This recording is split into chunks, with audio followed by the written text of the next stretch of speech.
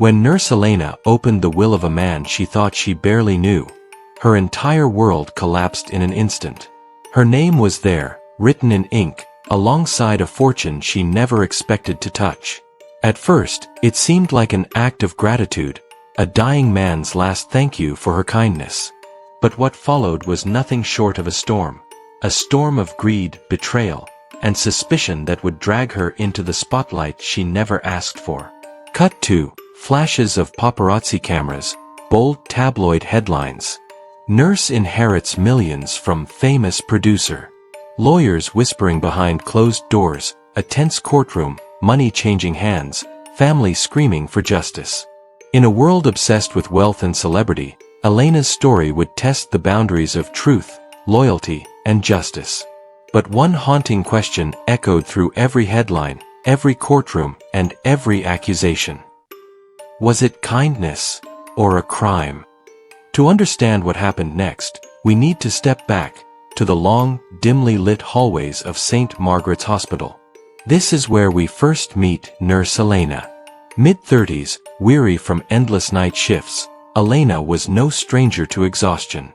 But despite the fatigue, despite the chaos of a world still reeling from a pandemic, she carried something rare in her line of work: compassion. Colleagues often said she had too soft a heart for the brutal pace of the job. But for Elena, patients weren't just charts, or bed numbers, or diagnoses. They were human beings, people who still deserved dignity, no matter how forgotten by society. And then, there was Harold Whitmore. Once a powerful music producer who had shared recording studios with some of the biggest names in the business, legends whose names still dominate the airwaves today, Harold was now a shadow of his former self. The tabloids that once plastered his face across glossy pages had long forgotten him. The parties, the fame, the million-dollar deals, all had faded into the background of a small, hospital room where time seemed to stand still. He was eccentric, difficult, even dismissive with most of the hospital staff. But with Elena, something was different. Instead of treating him like a burden, she brought him books, reading aloud when his eyesight failed him. She lingered at his bedside after her shift, listening patiently as he recounted stories from the golden age of rock and roll. He spoke of smoky studios, midnight recording sessions, and famous singers who trusted him with their careers. To most people, these stories sounded like ramblings of an old man clinging to glory. But Elena, she listened. Really listened. And in that sterile hospital room, a quiet bond began to form. One built not on wealth or fame, but on simple human kindness. For the first time in years, Harold Whitmore was seen not as a relic of the past, but as a man who still mattered. What neither of them knew was that these moments, these small acts of compassion, would set in motion a chain of events powerful enough to upend Elena's entire life. Harold Whitmore's final days were quiet. Too quiet for a man who had once lived beneath the glare of stage lights and champagne-soaked after-parties. He slipped away in the stillness of the night. No cameras, no headlines, no grand send-off. Only a nurse at his side, the same nurse who had reminded him he was still human in his last months of life. At his funeral, Elena stood among just a handful of mourners. No celebrities, no family lined up to grieve. Just a scattering of hospital staff and distant acquaintances. As the coffin lowered, Elena bowed her head, unaware that Harold's story, and her own, was about to erupt far beyond that quiet cemetery. Because Harold Whitmore had left behind a will. And when the lawyer opened the documents and began to read them aloud, Elena's world shifted. Line after line passed without much surprise, a few token amounts left to distant charities, some belongings to colleagues, a few gifts to old friends. But then, her name. Elena. Written clearly. A massive portion of Harold Whitmore's estate, transferred directly to her. She froze. Her ears rang as the words echoed in the room. At first, she thought there must be a mistake. A clerical error. Surely Harold couldn't have meant her. But the papers were clear. His fortune, once built on record deals and music royalties, now belonged to a nurse who had never asked him for anything. And almost instantly, the story broke wide open. Flashes of paparazzi cameras. Blinding headlines screaming across glossy covers. Unknown nurse inherits millions from famous producer. News anchors debated her motives. Talk show hosts laughed about the Cinderella nurse who hit the jackpot. And online, social media lit up like wildfire. Who was Elena? Why her? And most importantly, what had she done to deserve it?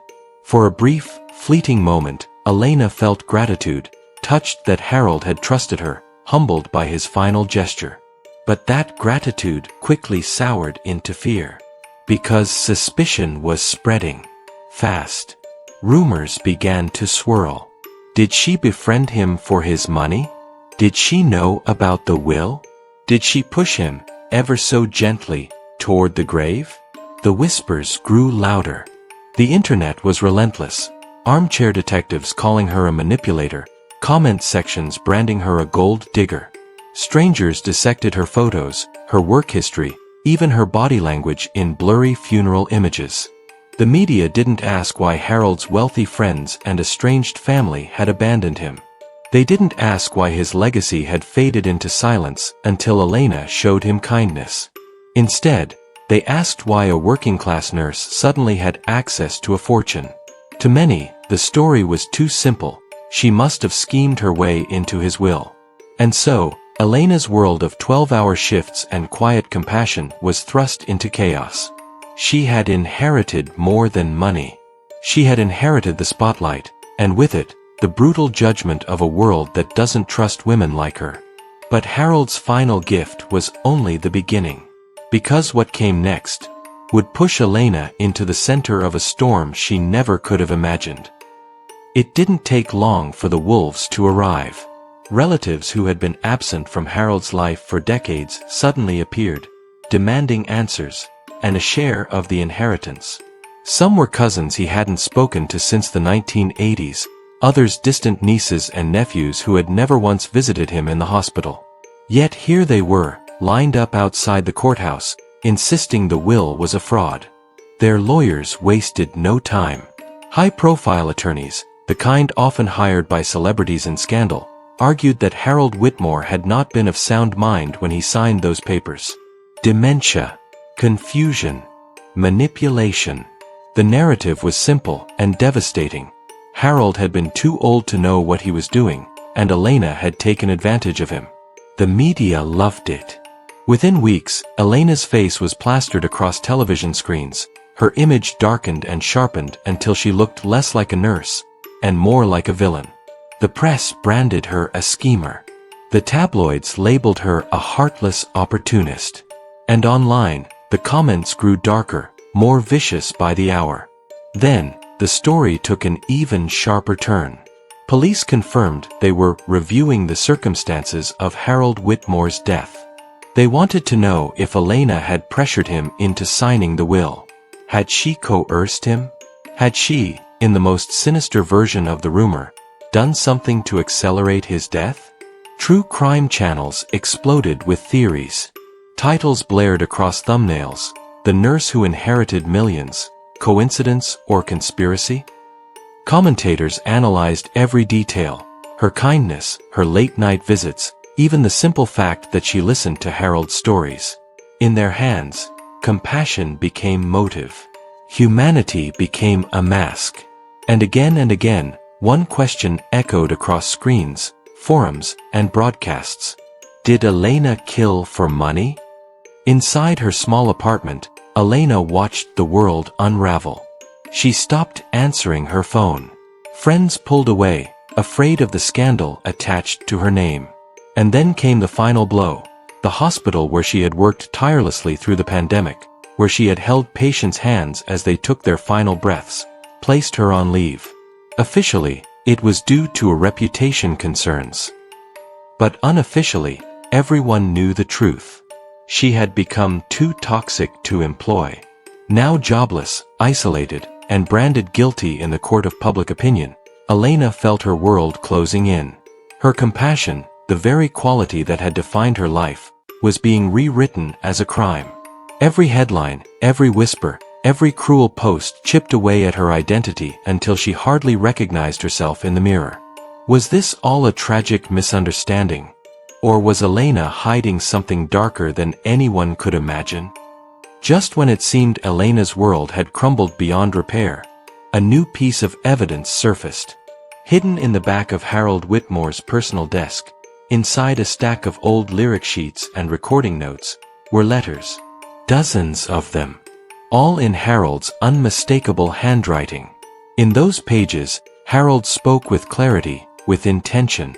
He wrote of his loneliness, of the silence that consumed him once the parties ended and the phone calls stopped. He wrote of his bitterness at being forgotten by the very industry he had once helped build. And then, again and again, he wrote of Elena. She listens to me when no one else does. She is my only family now. When I go, I want her to know that she mattered to me. The words cut through every accusation like a knife. This wasn't manipulation. This wasn't coercion.